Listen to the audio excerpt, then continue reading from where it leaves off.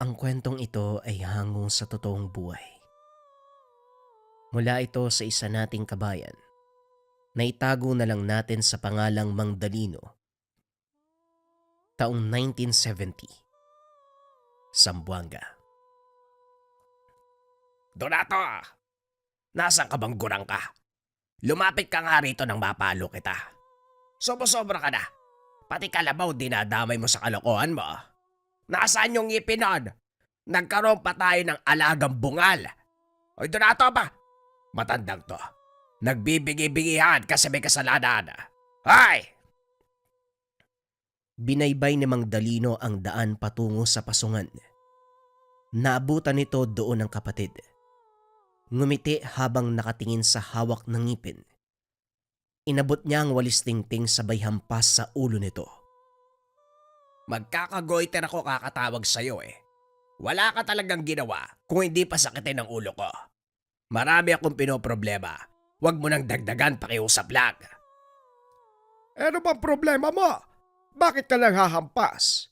Kapag ako nabaliw dahil sa kagagawan mo, lagot ka sa akin. Ano bang hinihimutok mo ngayon?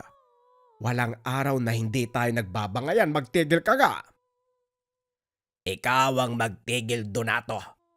Puro kakalokohan eh. Tignan mo nga yung kalabaw natin doon. Bungal! Kasi binunutan mo ng ngipin.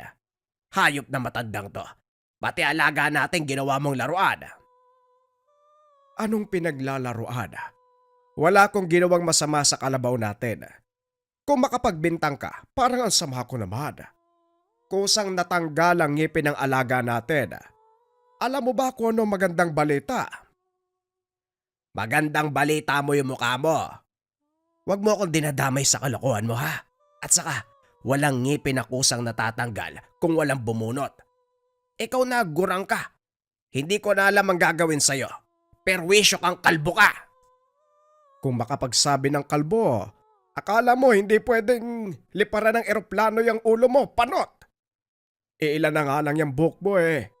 Huwag ka masyadong magpadala sa damdamin mo. Kapag ikaw inatake, walang makakatulong dahil hindi kita kayang buhatin. Patanda na ako. Paboy! Ay sos, iniiba mo ang usapan. Naghanap ng palusot. Huli na nga sa akto, susubukan pang makatakas. Hawak mo ang ngipin ng kalabaw natin, kaya huwag ka na magsinungaling. Umamin ka nga. Ano ba talaga ang pumasok sa isip mo? Paano kung manghina yun? Paano kung mawala ng lakas dahil sa ginawa mo? Paano na ang taniman? Sino mag-aararo? Ikaw? Eh pwede naman, mukha kang kalabaw. At tigas ng mukha nito. Sinabing kusang nahulog, hindi natanggal. Walang bumunot, nahulog. Huwag kang mag-alala, malakas ang kalabaw. Hindi yan basta-basta mapapagod. Bata pa yan. Ito namang ngipin niya. Gagamitin natin para labanan ng banta sa paligid. Mariosep, masisiraan ako kung makikinig ako sa iyo eh. Diyan ka na nga. Huwag kang uuwi hanggat hindi mo natatabas yung mga talahib sa taniman. Dalin mo ang kalabaw roon para mapakain. Ay nako, gurang na to. Napailing na lang si Mang Danilo sa naging usapan nilang magkapatid. Lumakad siya at tinanaw ito sa malayuan.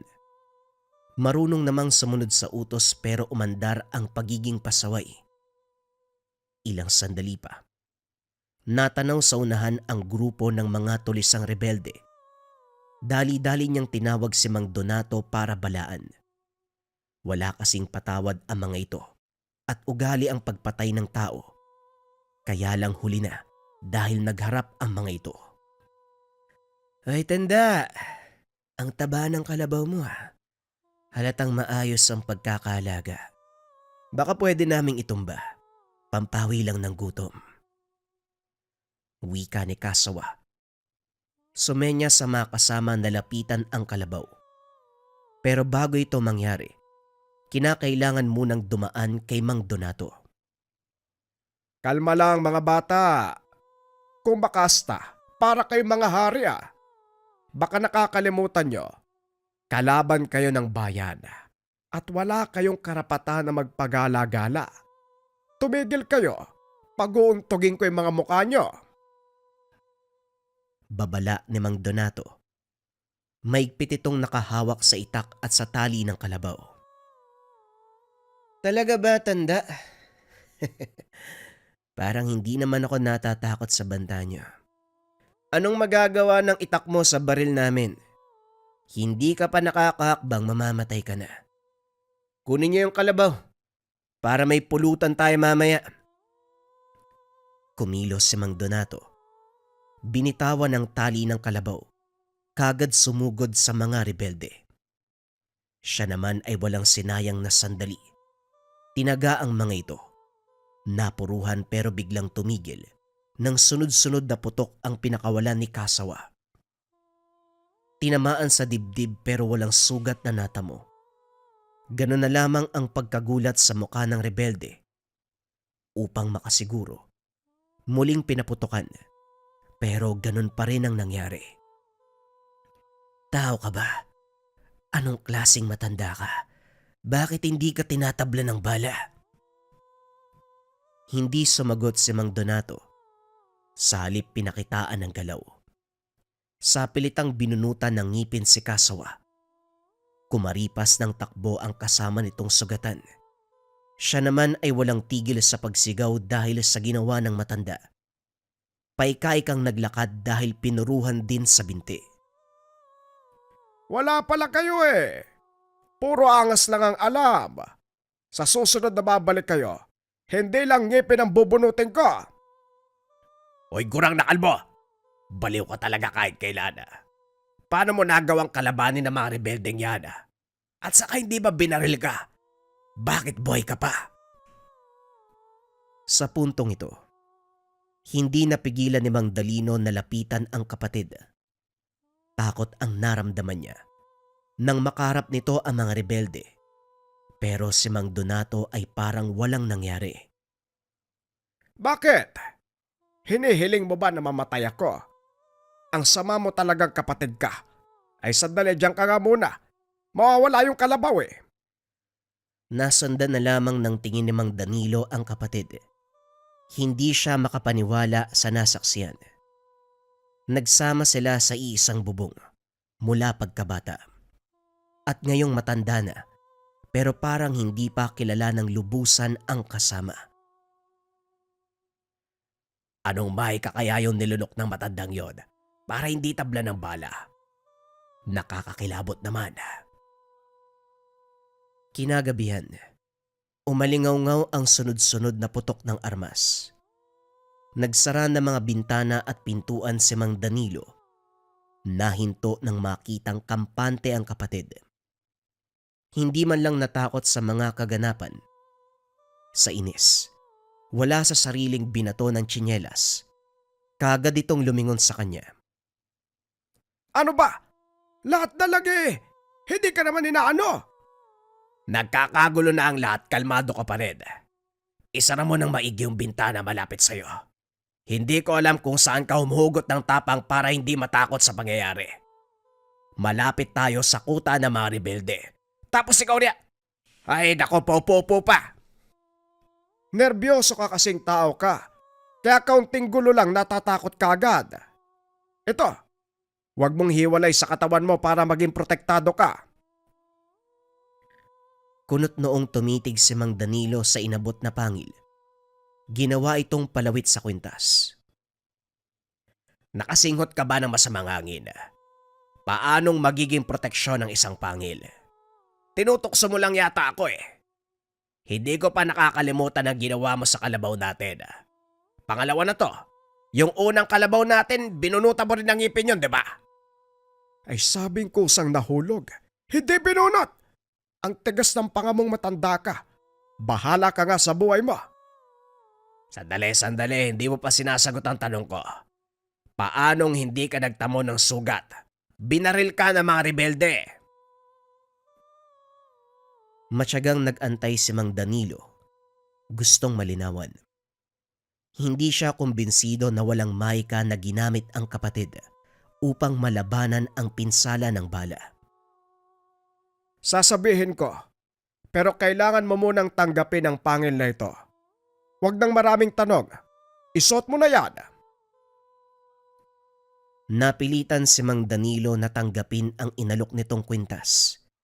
Pagkatapos ay tahimik na nakinig sa paliwanag. Isinalaysay ni Mang Donato ang dahilan kung bakit hindi napipinsala ang kanyang katawan sa mga bala, patalim at iba pa. Nagsimula ito noong makuha ang kusang natanggal na pangil ng kalabaw. Ito ang una nilang alaga. Hindi inasahan na magkakaroon ng bisa.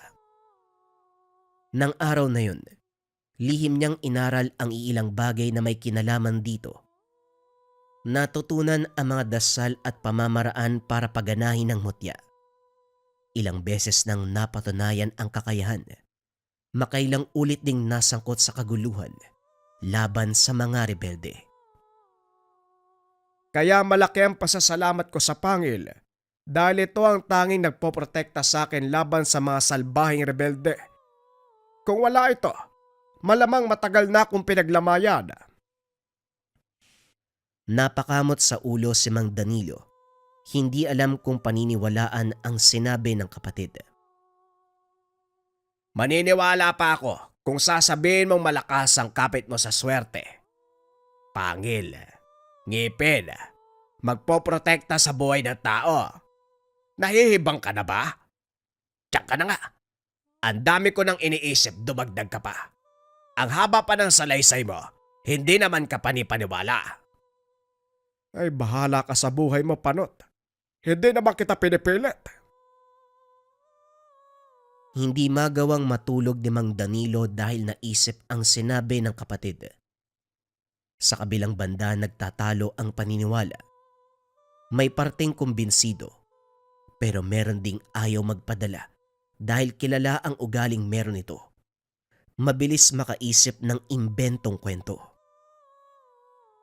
Pero kung pagbabatayan ko yung nangyaring pamamaril sa kanya, parang pwede.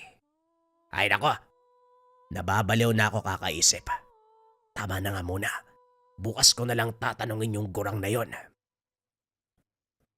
Pagsapit ng madaling araw, napansin niyang umalis ng bahay si Mang Donato. Kaagad nagtaka dahil wala namang dapat asikasuhin ng araw na yon. Kaya naman walang pagdadalawang isip na sinundan. Mula sa pagbaybay ng daan, lumihis si Mang Donato, sumuot sa gubat, umakyat ng bundok. Tahimik itong sinundan hanggang sa narating ang tuktok kung saan may rebeldeng nag-aantay. Maingat siyang kumilos upang makalapit at mapakinggan ang usapan. Sinabi ko na sa inyo wala akong balak na sumapi sa grupong ito. Marangal akong tao, hindi kagaya nyo halangang kaluluwa nyo Wika ni Mang Donato sa kausap na rebelde. Kung makapagsalita ka, akala mo hindi pumatay ng tao. Kung tutuusin pareho tayong kriminal. Parehong may pinatay, kaya huwag ka magmalinis. Balita ko pinuruan mo yung grupo ni Kasawa.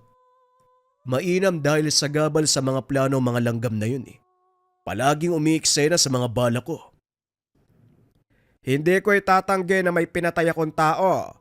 Pero wag mo akong itulad sa kagaya mong demonyo. Balik ta rin man ang mundo magkaiba tayo. Pumapatay ka ng walang dahilan. Samantalang ako meron.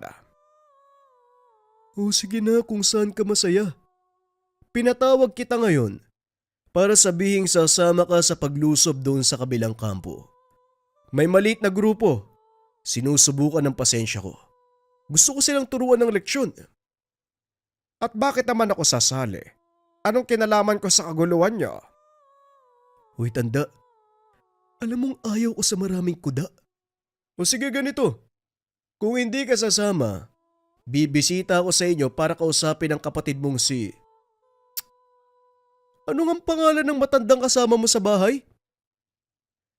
Napabunot ng patalim si Mang Donato, sabay tutok kay Alakdan. Wag na wag mong idadamay si Danilo. Subukan mong lumapit sa kanya. Hindi ako magdadalawang isip na pumatay. Magkasubukan tayo nang malaman mo kung paano ako magalit. Tumawa ang rebelde sa inasal ni Mang Donato. Alam niya, Ayaw na ayaw isali sa ganitong usapan ang kapatid. Mahal mo talaga matandang yun, ano? Kung ayaw mo siyang madamay, sasama ka bukas. Kapag hindi ka dumating, burol ng kapatid mo nga sikasuhin. Natapos ang usapan nang umalis ito. Si Mang Donato, nagmamadaling bumaba ng kabundukan, nagtungo sa bukirin at sinimulan ang mga gawain. Samantalang hindi makapaniwala si Mang Dalino sa nakitang pag-uusap. Lingid sa kalaman, nakipag-ugnayan sa rebelde ang kapatid. Buong akalay sa taniman lamang umiikot ang atensyon. Sumasaglit pala sa pagtulong sa mga taong iyon. Bukod pa dito, isa sa gumugulo sa isipan ang narinig na pumapatay ng tao si Mang Donato. Mukhang marami akong hindi alam sa matandang to ah. Magkapatid kami. Nakatira sa isang bubong. Pero may mga galaw siyang hindi ko nalalaman. Paano kong haharapin ang katotohanan kung talagang ang pumapatay ang gunang na ito? Pero paano niya nagagawa? Alam ko si Raulo lang yan eh. Hindi kumikitil ng buhay. Ay, ang gulo! Nang mga sumunod na sandali, ibinuhos ni Mang Dalino ang oras sa pagbabantay sa kilos ng kapatid. Palihim na sinundan saan man magpunta. Sa bukirin, sa kapitbahay, maging sa likod lang ng tahanan. Nasagot ang mga katanungan ng isang gabi. May napagawing nilalang. Abala sa pagliligpit ng mga binilad na mais si Mang Danilo nang may lumitaw na bata. Madungis, nangihina, nagmamakaawang tulungan. Dahil likas na mawain lalo na sa kabataan, walang pagdadalawang isip na pinutuloy. Inasikaso ito, hinayaang matulog sa papag. Bumalik din sa naudlot na gawain ang matanda. Makalipas ang ilang sandali, narinig ang biglaang pagsigaw ng bata. Tarantang lumapit si Mang Danilo. Naabutan itong namimilipit sa sakit ng tiyan. Sumaklolo siya. Binigyan ng paunang lunas. Umayos naman ang kalagayan. Isda lang naman ang kinain pero bakit ganyan? Nga pala, nasaan ba mga magulang mo? Iniwan ka ba o ikaw ang umalis? Tanong ni Mang Dalino. Hindi siya nakatingin sa bata dahil abala sa pagliligpit ng mga halamang gamot.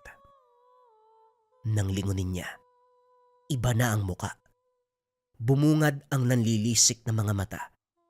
Mahaba ang mga kuko. Buhaghag ang buhok at matulis ang ngipin. Nasaan yung aswang na kaagad umatake? Sinugod ng kalmot si Mang Danilo.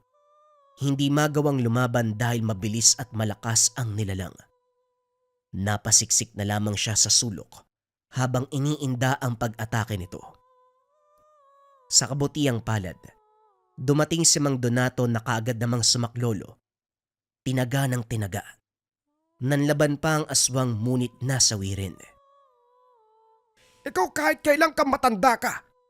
Sabi ko naman sa'yo, huwag ihiwalay ang pangil ang kalabaw. Yan ang inabot mo. Teka, paano ba nakapasok to? Lumapit tong bata. Hindi ko naman alam na ganyan yan eh. Ay sandali, saan ka ba nagsuot ngayong ka lang dumating? Mamamatay ako nang wala sa oras eh. Napakatigas kasi ng ulo mo. Nasaan ang pangil na binigay ko? Sugatan na nga ako. Pangil-pangil na hanap mo. Gamutin mo muna ako. Dito napagtanto ni Mang Danilo ang sinasabing pumapatay ng tao ang kapatid. Kung lilinawin, hindi ordinaryong tao ang pinapaslang kung hindi ang mga may lahing aswang. Matapos ang gamutan hindi mapalagay si Mang Donato, ipinilit sa kapatid na suotin ang pangil ng kalabaw.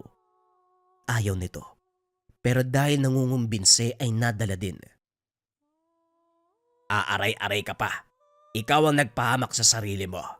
Nagpapasok ka ng halimaw tapos ngayon na inatake, dadaig. Ay nako, wag mo nang hubarin ang pangil na yan kung ayaw mong mamatay. Hindi nagreklamo si Mang Dalino dahil makaraan ang ilang sandali. Unti-unting umepekto ang bisa ng pangil. Ang sugat na sobrang hapdi at kirot. Humupa. Wala na siyang maramdamang pananakit. Talaga bang may kapangyarihan ang pangil na ito? Nawala ang sakit ng sugat ko. Wika ni Mang Danilo. Pinisil-pisil pa ang sugat para makasigurado. Napasigaw ng pasimpleng tinaga ng kapatid sa kamay. Lalong nadagdaga ng pagkamangha dahil tumalbog lang ang patalim. O ano ka ngayon? Nilait mo pa ang pangil. Kaya ka nitong protektahan laban sa kamatayan. At isa pa, walang aswang na makakalapit sa'yo. Dahil sa oras na mapansin nilang may tinatangan ka, sila na mismo ang lalayo. Huwag mong ubarin yan. Natuwa si Mang Donato nang tuluyang tinanggap ng kapatid ang pangil. Pagkatapos ito ay naganda siya para sa napag-usapan nila ng rebelde. Sinundan ni Mang Danilo ang kapatid na maagang lumabas ng bahay. May ideya siyang pupuntahan nito ang grupo ni Alakdan. Hindi nagkamali dahil sa paanan pa lang ng bundok nakatagpo na ang mga ito. Gusto niyang lapitan para kaladkarin pero sa dami ng mga rebelde ay hindi magawa. Natatakot siya manghimasok lalo pat delikadong tao. Palihim na lamang na sinundan. Pinuntahan ng grupo ang kabilang bundok kung saan nagkukuta ang samahan na lulusubin. Kakarating pa lang, kagad nagputukan ang mga armas. Isa-isang nalagas ang miyembro ng bawat isang panig hanggang sa iilan na lang ang natira. Nag-alala si Mang Danilo para sa kapatid dahil ito ang punterya ng mga kalaban. Ilang beses itong natumba matapos matamaan.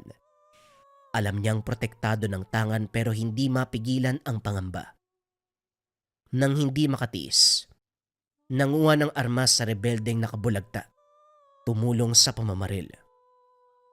Si Raulong Gurang, ano ginagawa mo rito? Namamaril ka pa. Itapon mo yan. Bakit ka pa kasi sumali sa mga rebeldeng yan? Ginagawa ka lang nilang pain. Ikaw ang pinapasugod porket hindi ka tinatablan. Ikaw ang lalaban. Sila ulo ka rin eh. Umuwi na tayo. Ikaw ang umuwi.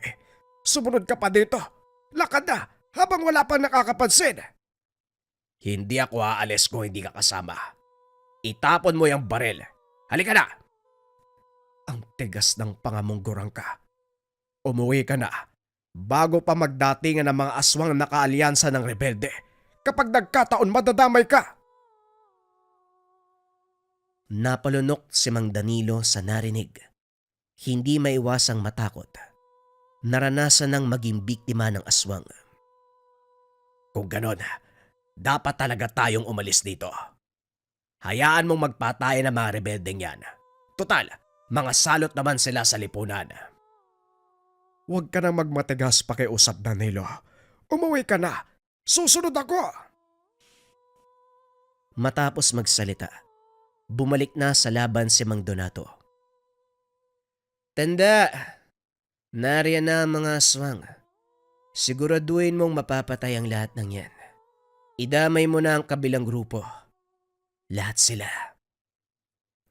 Utos si Alakdan. Iniwan siya nito pagkatapos. Napabuntong hininga na lamang si Mang Donato. Pailing-iling na hinarap ang natitirang rebelde at aswang.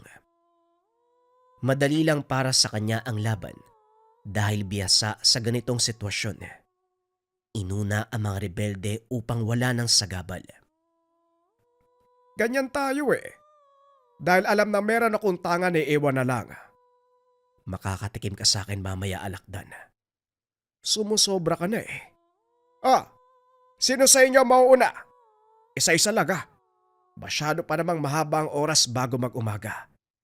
Hindi pa tayo aabuti ng pagsikat. O ikaw pangit, ikaw mauna. Wika ni Mang Donato sa aswang na nakalambitin sa puno.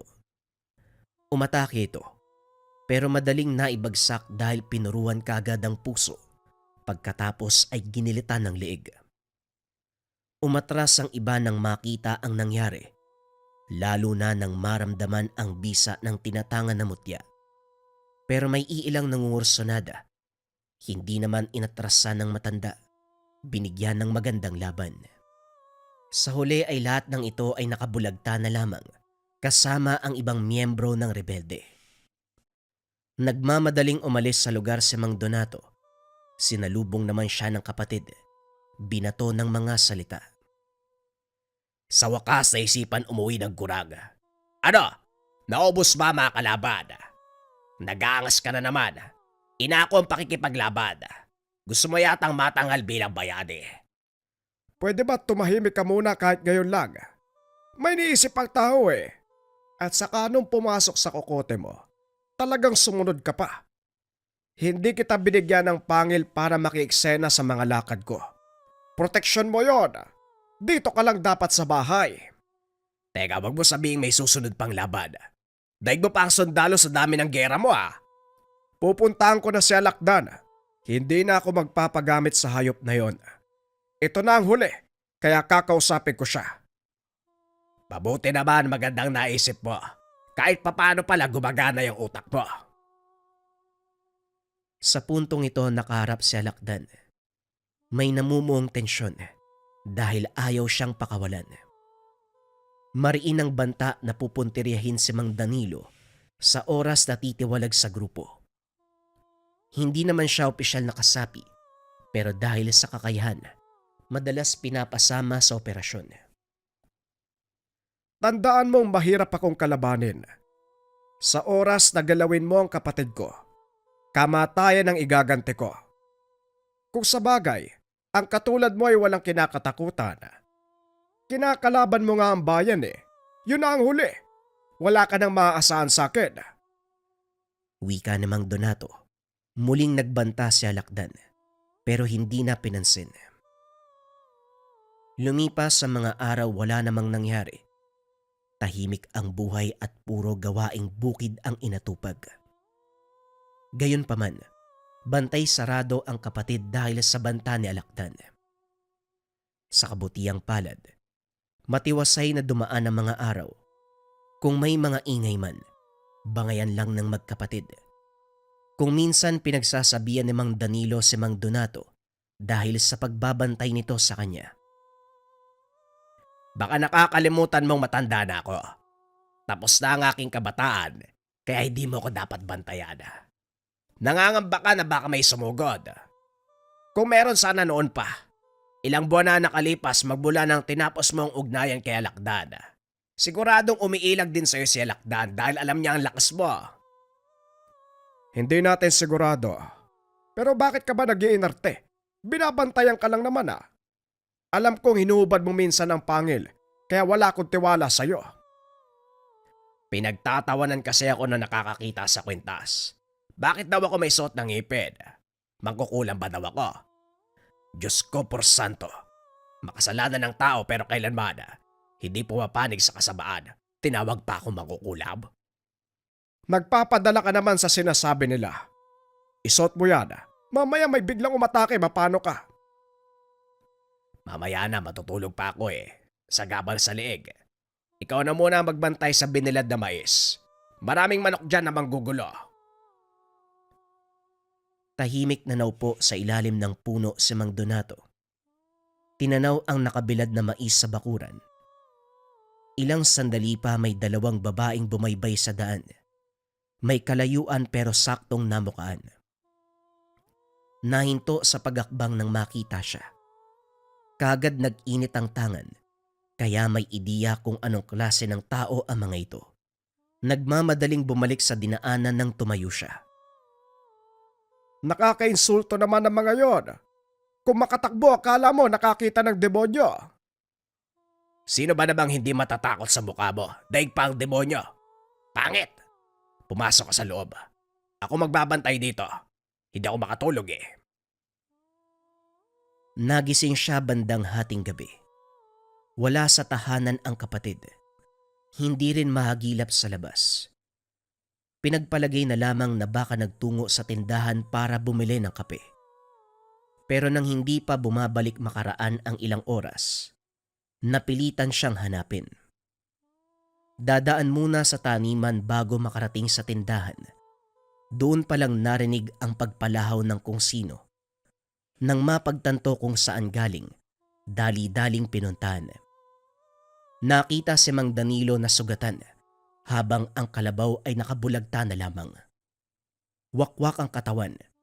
Sa hindi kalayuan napansin ang anino ng aswang. Nanginangat-ngat pa ang natangay na laman. Dinala muna sa ligtas sa lugar ang kapatid bago hinamon ang nilalang.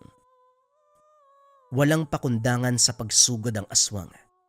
Masyadong agresibo, paulit-ulit ng kalmot. Parang linta kung makakapit sa likod ni Mang Donato. Swerteng may dalang itak, kung kaya't napatikim ng taga. Hindi ito umubra. Humandusay matapos ang sunod-sunod na pagsaksak sa katawan. Upang makasigurado, pinugutan ng ulo. Kagad ding sinunog at saka inilibing ang tirang butot laman. Pagdating ng tahanan, sermon ang inabot ni Mang Danilo. Kung kailan ka tumanda, saka tumigas ang ulo mo. Sabing wag gubarin ang pangil eh. Paano ka napunta sa taniman kanina? Nakalimutan ko kasi kung naitali bang mabuti yung kalabaw eh. Pagtingin ko yun ang nabungaran. May aswang tapos sinugod ako. Mabuti nga sinugatan lang ako eh. Dahil ang karne ng kalabaw ang binalingan. Ang tagal mo namang dumating. Mabuti na abutan mo pa akong buhay. Aba, kasalanan ko bang napahamak ka? Ikaw nga tong hindi nag-iisip eh. Malay ko bang umalis ka ng ganitong oras? Pasaway na gurang. Akin ang braso mo, gagamutin ko. Sa susunod na ubarin mo pa ang pangil. At masangkot ka sa panganib ba? Si San Pedro na ang bahala sa'yo. At dahil madalas dinadali ng aswang, palagi nang suot ni Mang Danilo ang pangil. Sa paglipas ng mga araw, nagpatuloy ang kapayapaan sa buhay ng magkapatid. Hindi na nanggulo ang mga rebelde dahil tatapatan ni Mang Donato ang banta nito. Natakot kung kaya't hindi na bumalik. Kung usapang aswang naman, ang mga nilalang na mismo ang umiwas. Hinding-hindi sila aatrasan ni Mang Donato sa oras na manalakay sila sa tahanan o kahit sa sinong mga tao na bibiktimahin.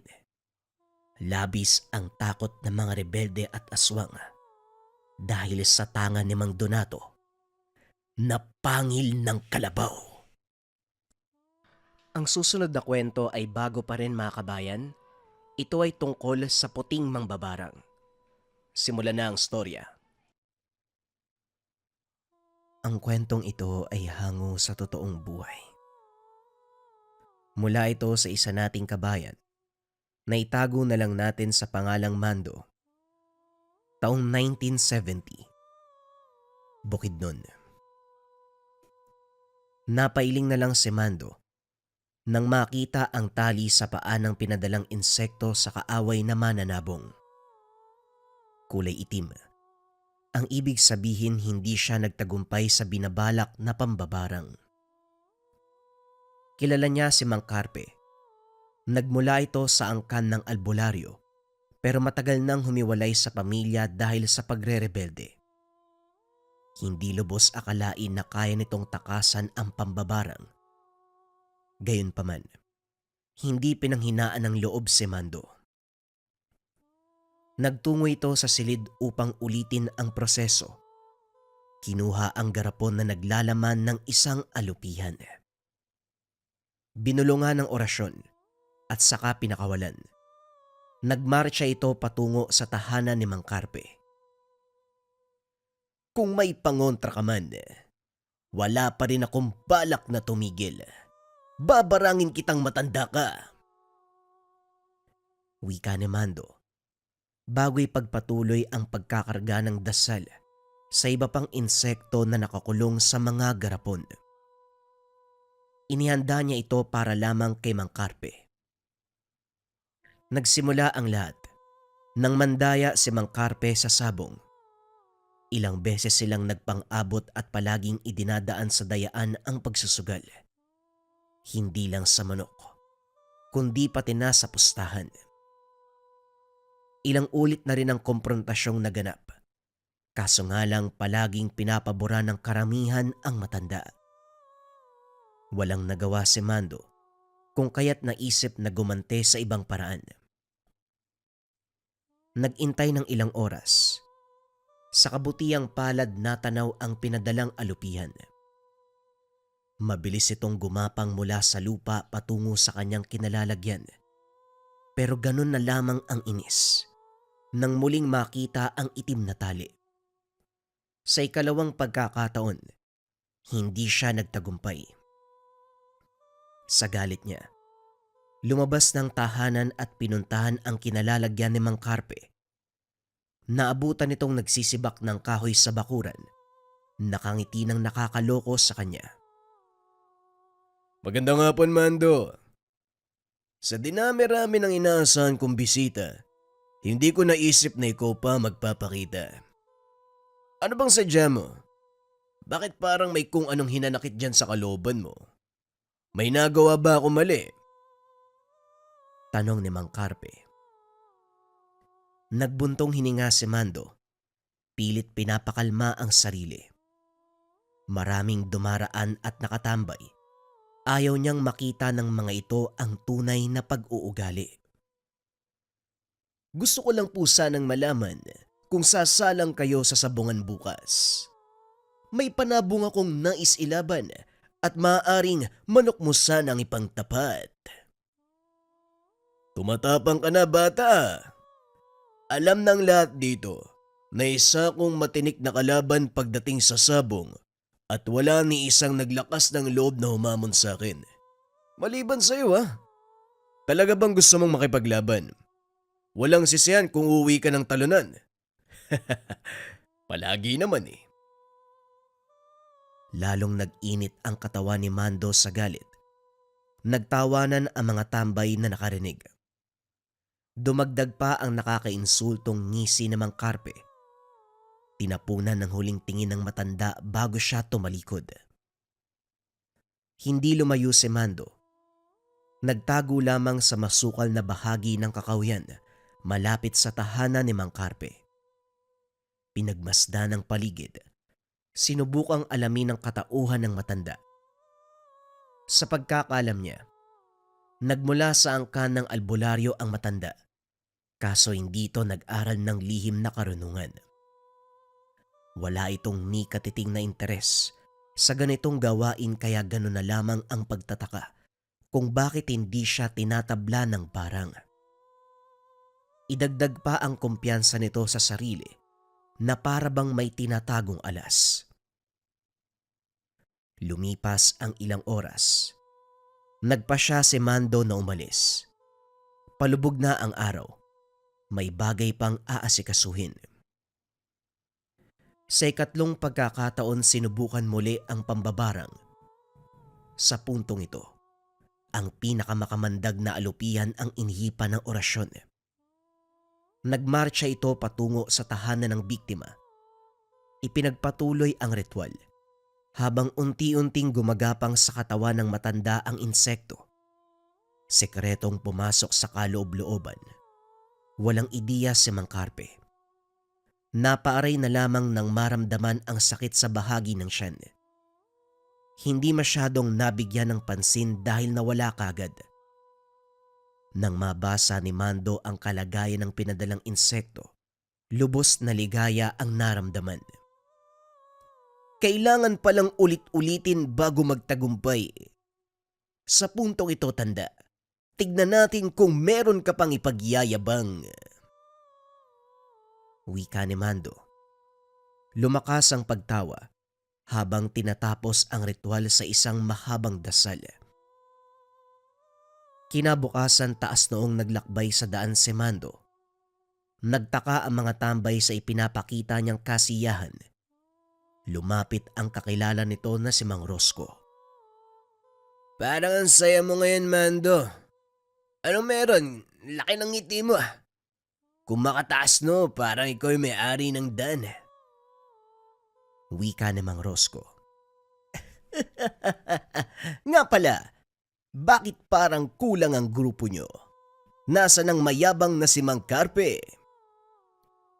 Hindi pa namin alam pero ang sabi ng anak niya, may iniinda raw eh.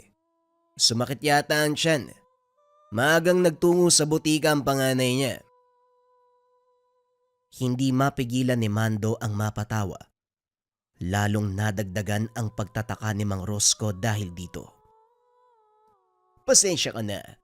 Hindi ko lang maiwasan dahil yang kaibigan nyo, kung makaastan napakayabang, tapos ngayong merong iniindang karamdaman. Akala ko, kasing tigas ng mukha niya ang kanyang sikmura. Hindi naman pala. O siya muna na ako. Pupunta na ako ng sabungan. Pasipol-sipol na lalampasan ng grupo ni Mang Rosco. Hindi pa rin maalis ang tuwa. Nagsimula ang sabong. Sa pagkakataong ito ay panalo si Mando. Abot langit ang saya dahil buhos-buhos ang swerte. Nilubos habang wala pa si Mang Carpe sa bakod na tanging nandadaya sa kanya. Sa kalagitnaan biglang dumating ang anak na matanda sabay sugod. Tumilapon si Mando.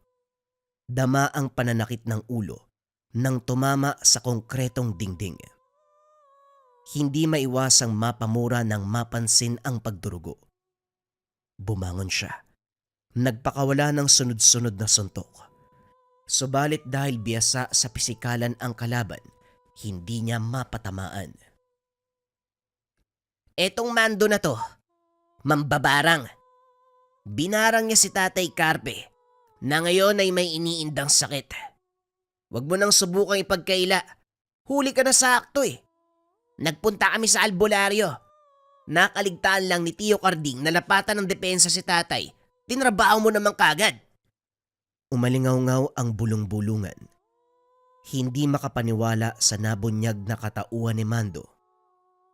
Kilala ang binata bilang tahimik. Hindi masyadong nakikipag-usap.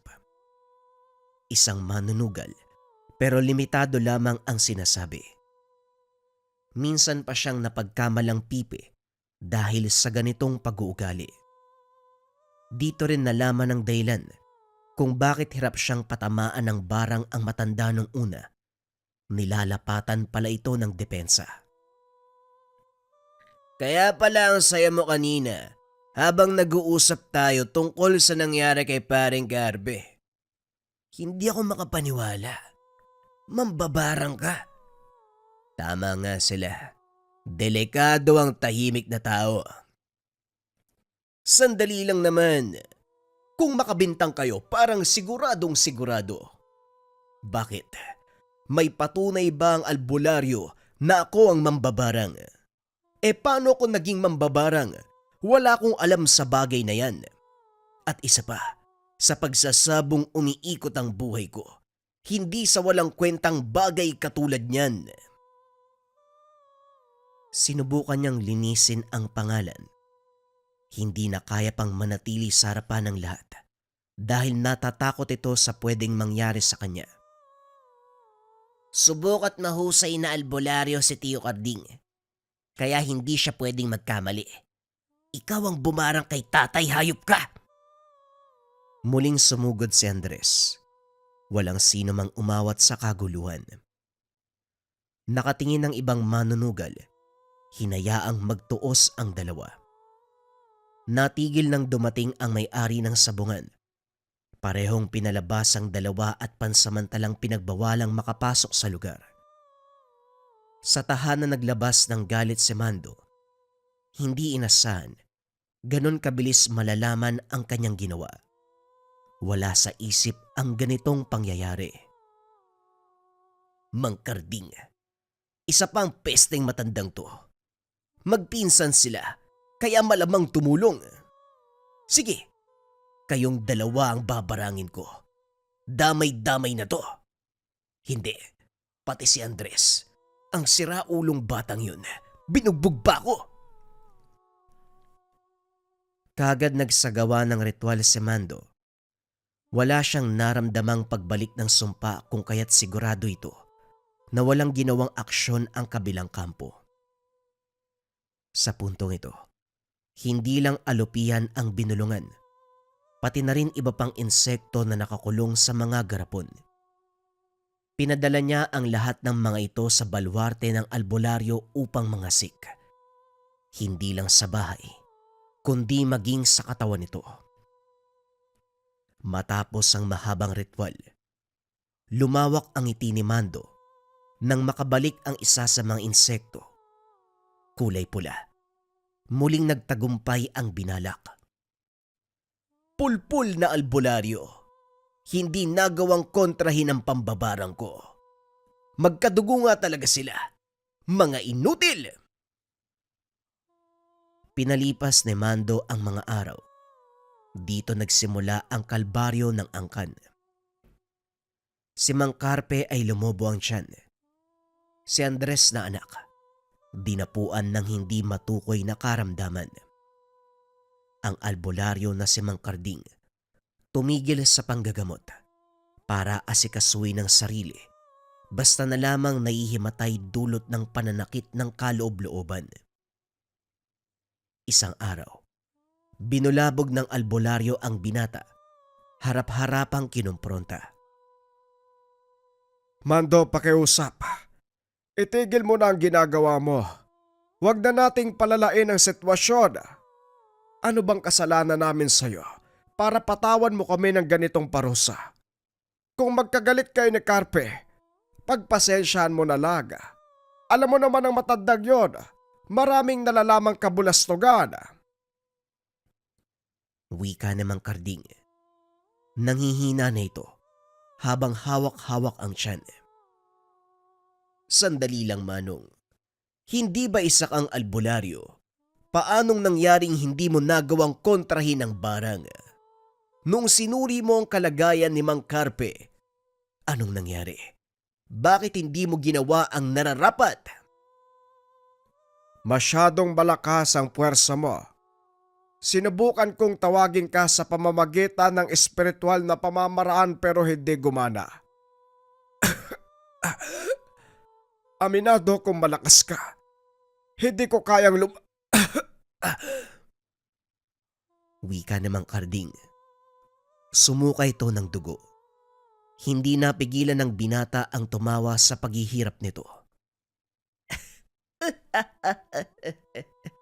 Ganyan nga.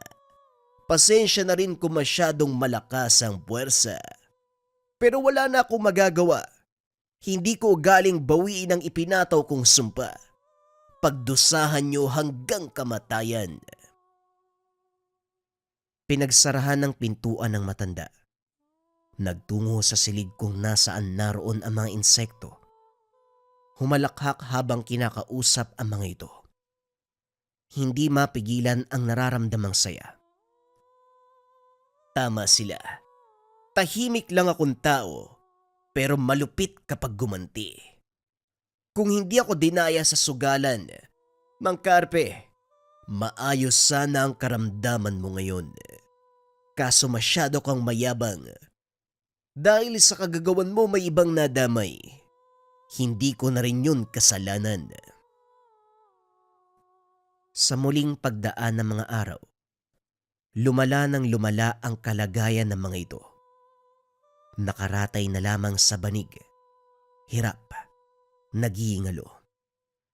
Paminsan pa itong pinunta ni Mando sa tahanan para busitin. Pasimpleng binasa ng dasal sa harapan. Abot langit ang takot ng mga ito sa ginawa niya. Nahinto nang magsalita si Mang Carpe. Pakiusap, itigil mo na to. Kung ano man ang nagawa ko sa'yo, patawarin mo ko. Hindi ko na uulitin. Hindi na kita dadayain sa sugal. Talagang hindi na mauulit dahil mamamatay ka. Naghihirap ka na dyan sa papag mo. Baka mamaya hindi ka na huminga. Iho, gagawin namin lahat ng gusto mo. Tanggalin mo lang ang sumpa. Ipinapangako namin kailanman hindi ka nagagampalain. Pakiusap, itigil mo na ang pagpapahirap sa amin. Sandaling napaisip si Mando. Pero kahit anong pangungumbinse sa sarili na itigil ang pagpapahirap sa mga ito, matimbang pa rin ang pagpataw ng parusa. May ugali siyang dadalhin hanggang kamatayan ng biktima. Walang atrasan kapag nasimulan. Humanda ka talaga, Mando. Sa oras na malaman ng mga kaanak namin ang ginawa mo, mauuna kang mamatay kaysa sa amin. Pumantig ang tenga ni Mando nang marinig ang sinabi ni Andres. Walang pasabing nilapitan at sinikmuraan. Binugbog ng binugbog hanggang sa mawalan ng malay. Kayo na nga tong umapi sa'kin. Kayo pa ang may ganang magsalita ng ganyan. Tandaan nyo, lalo ka na, Mang Carpe. Nagsimula ang lahat ng ito sa'yo, kaya walang ibang sisisihin kung hindi ikaw lang. Pagdusahan nyo ito hanggang kamatayan. Iniwan sila ni Mando. Isinara ng mabuti ang pintuan upang walang kahit na sinong makapasok. Sinigurado niya rin na walang makakakita sa kanya nang sa gayoy walang maghinala. Kaso nga lang dahil sa sinabi ni Andres sa sabungan, nag-iba ang pakikitungo ng mga tao sa kanya. Umiiwas ng tingin. Ayaw siyang makasalubong sa daan. Maging sa sabungan dumidistansya sa kanya. Minsan pa'y hinahayaan siyang manalo para makaiwas sa pambabarang. Sinamantala ng binata ang sitwasyon. Subalit isang araw, naalerto si Mando nang makitang may bumisita sa tahanan ni Mang Carpe. Sa pagkakalam niya, kaanak ito na nagmula sa karatig probinsya, isa ding albularyo. Nagmamadaling bumalik ng tahanan ng binata. Sa puntong ito nagsagawa ng ritual upang tuluyan ang mga biktima. Subalit laking gulat nang hindi tumalab ang anumang orasyon. Inulit ng inulit pero walang pagbabago. Kinutuban siya. Naisip na baka na kontra ang barang. Balisang pabalik-balik sa kwarto kung saan nakalatag ang mga kagamitan. Natigilan nang marinig ang boses mula sa labas. Nasa bakuran ang kaanak ni Mang Carpe. Wala itong kasama. Panay ang pagtawag sa kanya. Alam kong nandyan ka sa loob, binata. Lumabas ka rito. Harapan ako makikipag-usap. Hindi ako nandito para sindakin ka kaya huwag ka matakot. Harapin mo ko nang masimula ng bagay na dapat ayusin. Wika ni Mang Dantoy. Napalunok ng laway si Mando. Kung hindi siya nagkamali ng pagkilala sa tao, isa ito sa pinakamahusay na albularyo sa pinanggalingang probinsya. Minsan niya nang narinig ang pangalan nito, pero hindi akalaing kaanak pala ni Mang Carpe. Sa puntong yun, napailing na lamang ang binata. Nagkamali ba ako ng binangga? Kaya siguro kampante si Mang Carpe dahil may kaanak na mahusay na albularyo. Pero hindi dapat ako magpatalo sa mga ito. Sila ang unang ng api. Gumanti lang ako. Tanda! Bahala ka sa buhay mo. Mabulok ka sa labas! Ilang sandali pa naramdaman niya ang puwersa ni Mang Dantoy. Nagbibitaw na ito ng orasyon. Dali-dali niya itong kinontra. Sa puntong ito gumana muli ang kanyang depensa. Napangiti siya nang makitang nahirapan ng matanda. Napahawak ito sa dibdib. Napaubo na may kasamang maliit na insekto. Kapag hindi ka pa umalis, hindi lang yan ang aabutin mo. Matutulad ka sa mga kamag-anak mo. Nandito ako upang ayusin ang alitan nyo ni Carpe. Pero masyado kang matigas. Hindi alam ni Mando kung nagbabanta ba ang kausap. Gayunpaman, naaaliw ito sa pagbibigay ng karamdaman. Nang mga sumunod na araw, naging kampante ang binata dahil walang balita mula sa kampo ni Mang Carpe. Nalaman na lang nila. Dinala sa probinsya ang mga ito upang doon magpagaling sa dinaramdam. Naging bantay sarado din sa posibleng pagbalik ng barang pero walang senyales hanggang sa lumipas ang panahon. Nagpatuloy sa buhay si Mando. Nasa sabungan lamang ang pagmumuka. Dahil takot ang mga tao, siya ang palaging nananalo sa pustahan. Sa sobrang pagkalulong sa sugal, hindi na malayan ang unti-unting pag-epekto ng pagbabalik ng sumpa. Habang nagpapahinga sa bakuran, napansin na lamang ni Mando na parang may gumagapang sa loob ng tiyan. Binaliwala ng una sa pag-aakalang dulot lamang ng hindi pagkatunaw ng kinaing karne. Pero habang tumatagal, tumitindi ang sakit. Parang may gumagapang na ahas sa loob ng katawan. Mabilis na kapag-isip at dahil na rin sa takot, nagmamadaling nagsagawa ng ritual upang pigilan ang paglala ng kalagayan. Ilang sandali pa, napag-alamang binalik sa kanya ang ginawang pambabarang kay Mang Carpe at sa dalawa pang biktima. Mabuti na lang natanggal niya dahil sa kakayan. Kamunti ka na ako dun ah. Akala ko wala nang gagawin ng mga yun. Nagpapalipas lang pala ng panahon. Tutal, kayo ang nagsimula. Tignan natin kung hanggang saan ang kaya nyo. Nagbuntong hininga si Mando. Pagkuway dinasalan ang mga insekto na nakakulong sa garapon. Lahat ng mga ito ay inutusang wasakin ang katawan ng mga biktima. Sinimulan niya kay Mang Carpe na unti-unti na sanang gumagaling dahil sa gamot ay binigay ni Mang Dantoy. Ngayon muling namilipit sa pananakit ng kalamnan. Naglalabas na ng dugo, maging ang mga uod. Upang hindi makontra ang ritual, ginawan din ng orasyon ang albularyong si Mang Karding at Mang Dantoy.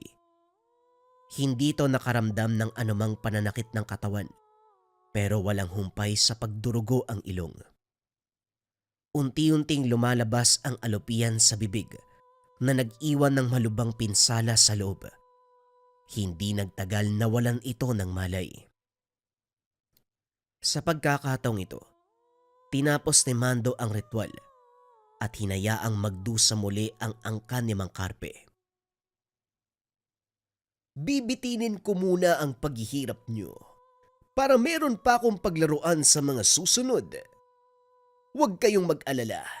Wala akong balak na pairapan kayo sa mahabang panahon. Tatapusin ko rin kayo kapag nagsawa na ako. Sa kabilang banda, hindi magkamayaw ang asawa ni Mang Karding. Nakakarating lamang mula sa ibang bayan. Awang-awa ito sa kalagayan ng matanda, maging kay Mang Carpe. Sa anak nitong si Andres, pati na rin kay Mang Dantoy. Mulat ang mga mata. Kitang-kita ang labis na paghihirap sa pinsalang tinamumula sa barang. Nang makapagpasya, nagtungo na sa tahanan ng kaanak upang humingi ng saklolo. Nakarating si Aling Flora sa tahanan ng isa ring albularyo. Walang pagdadalawang isip na pinaliwanag ang kalagayan ng asawa. Kaagad naman siyang inasikaso. Pinagtuunan ng pansin ang sitwasyon. Pagkatapos ay nagsagawa ng ritual. Natukoy ang dahilan. Kasabay nito ang pagtawag ng espiritual na kamalayan ng mambabarang.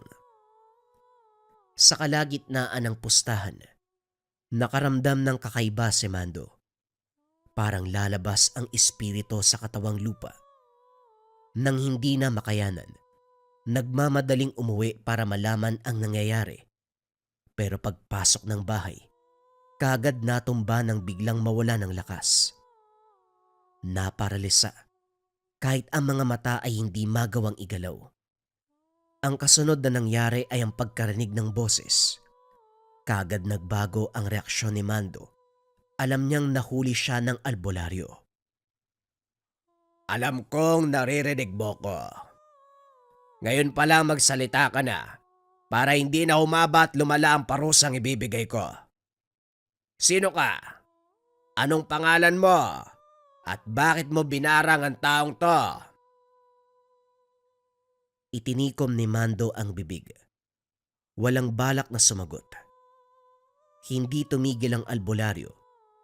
Naramdaman na lang ng binata ang matutulis na bagay na paulit-ulit na tumutusok sa kanyang paa. Hindi lang yun.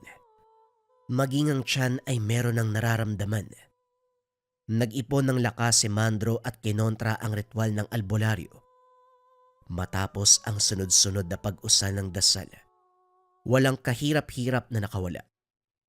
Nagulat naman ang albularyo dahil ngayon palang nakasagupa ng mambabarang na nagawang makatakas sa ganitong pamamaraan. Sa puntong ito, inuna muna ni Mando ang pagtanggal ng sumpa sa katawan.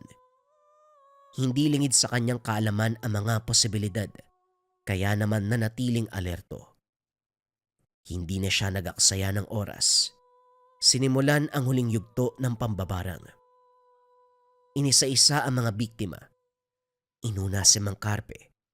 Kagad binawian ng buhay. Ilang sandali pa ang lumipas. Sumunod na ang anak na si Andres. Sa ganong pamamaraan din binawian ng buhay. Magiliw na sinundo ni Mando ang mga insektong kinargahan ng sumpa. Maingat na binalik sa garapon. Tinanggal din ang taling nagkulay pula.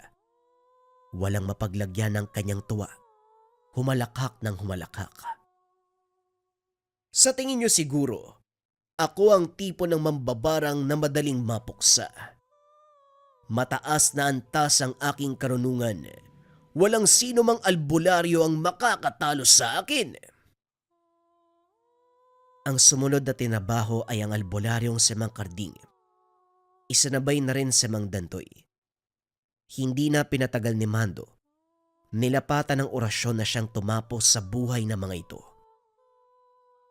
Makalipas ang oras, muling naramdaman ng puwersa na merong tumatawag sa espiritual na lakas. Kaso nga lang hindi na nagtagumpay ang albularyo. Sige lang, gumanti lang kayo.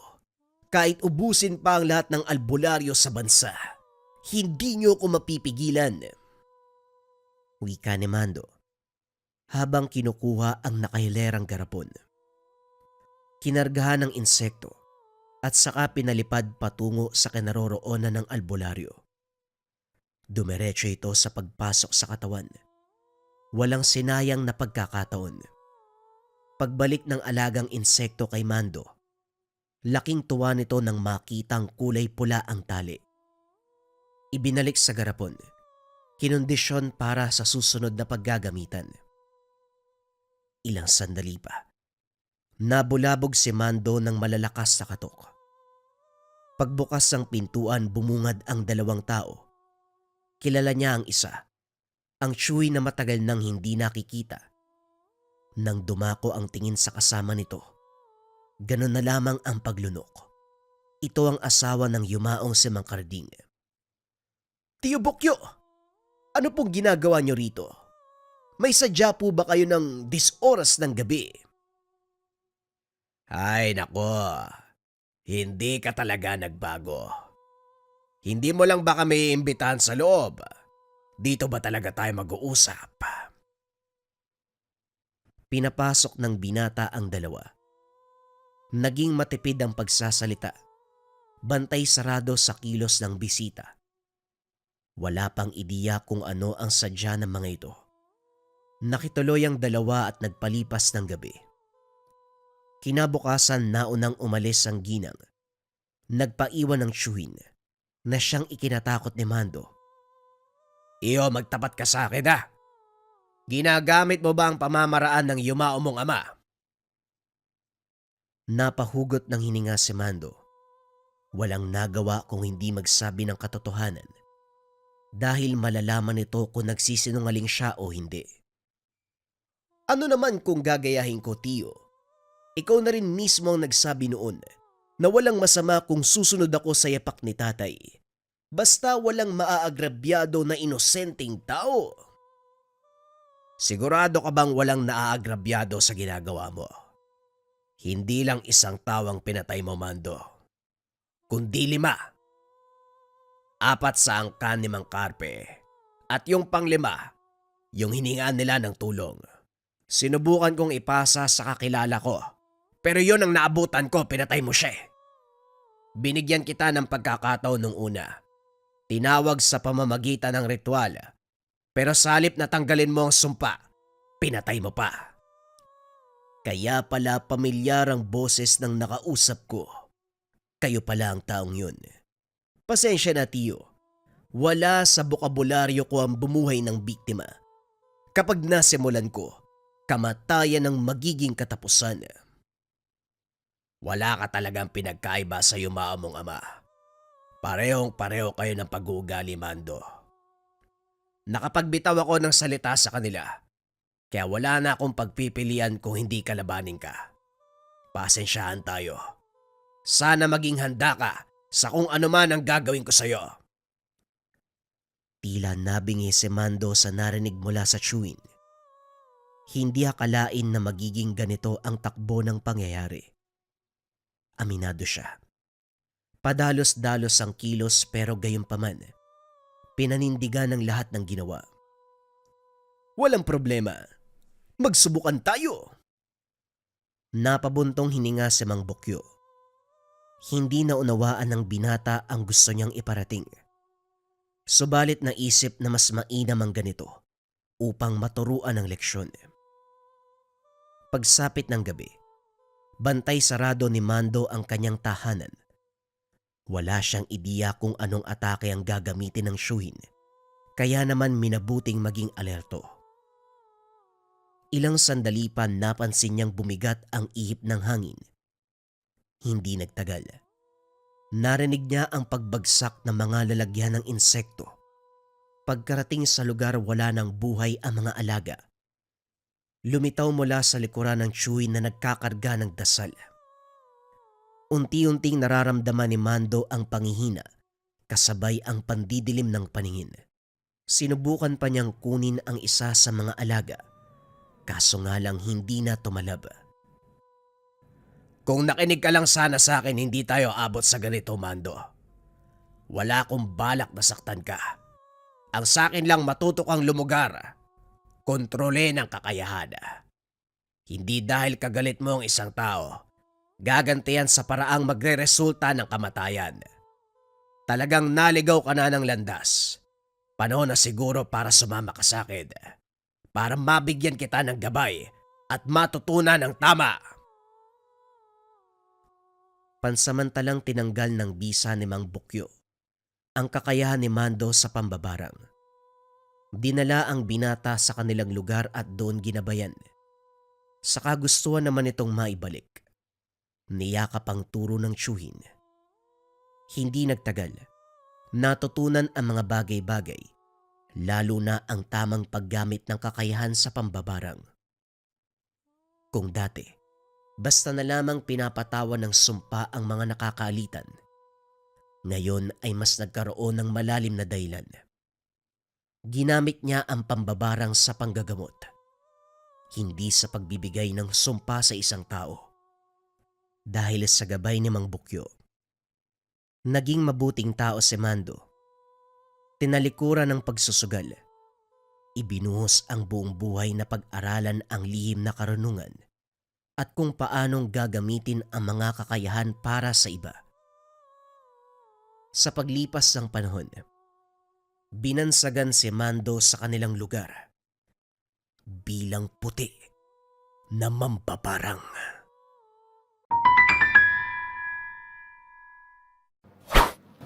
Kaluban de Pampaamo. Para sa mga nasa toxic environment dyan, yung lagi napapag-initan, laging galit yung mga tao na nasa paligid mo, subukan mo tong Kaluban de Pampaamo. Ayan. Meron itong mga sangkap sa loob, mga kabayan. Itong kaluban, gawa ito ng mga katutubo sa Negros. Yung mga pangkalikasang sangkap, naroon sa loob. Again, pampaamo to, mga kabayan. Kapag ikaw kasi yung tipo ng tao na parang lagi ka napapag-initan, meron kang certain energy na dala kung bakit ka laging nakikita at lagi napapag-initan. Ang trabaho ng kaluban, tanggalin yung negative energy na yun. Bagay din to sa mga taong laging merong kausap or nasa sales para madali kayo makapagpalagay ng loob ng taong kausap mo. Paano siya gagamitin? Simple lang. Meron ka ng lalagyan, andyan yung mga sangkap sa loob. Meron ka pang gabay po lang telepouch mula sa Lika Merchandise. Lalagay mo lang yan dyan, lagay mo sa bulsa mo, lagay mo sa bag mo, mag-work na yun. Kung interesado ka dito kabayan, i-visit mo lang yung shop ng Lika Merchandise or i-click mo yung yellow basket na nasa baba.